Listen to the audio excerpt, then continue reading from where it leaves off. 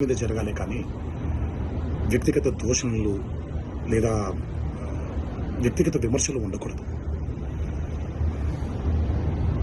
నిన్న ఒక సంఘటన నా మనసును కలిచివేసింది. ఎప్పుడైతే మనం ప్రజా సమస్యల్ని పక్కన పెట్టి వ్యక్తిగత దూషణలకి దిగుతున్నామో, ముఖ్యంగా అది ఒక అరాచక పరిపాలనకు నాంది పలుకుతుంది. అది తప్పు. స్త్రీ జాతిని గౌరవించడం అనేది, ఆడవాళ్ళని ఆడపడుచుల్ని గౌరవించడం అనేది మన సంస్కృతి. మన నవనాడుల్లో, మన జవజీవాల్లో, మన రక్తంలో ఇమిడిపోయినటువంటి ఒక సాంప్రదాయం. మన సాంప్రదాయాల్ని రాబోయే తరానికి జాగ్రత్తగా, భద్రంగా అప్పచెప్పాలి. కానీ మన సంస్కృతిని కలిచివేసి, కాల్చేసి రాబోయే తరానికి ఒక బంగారు బాట వేస్తున్నాం అనుకుంటుంటే అది మన తప్పు.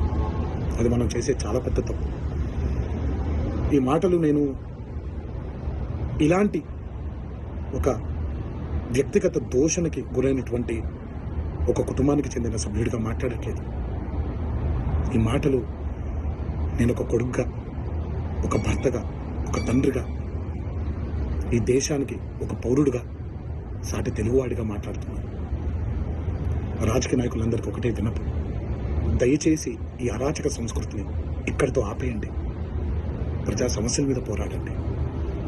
రాబోయే తరానికి బంగారు బాట వేసేలాగా మన నడవడిక ఉండేలాగా జాగ్రత్త పడండి.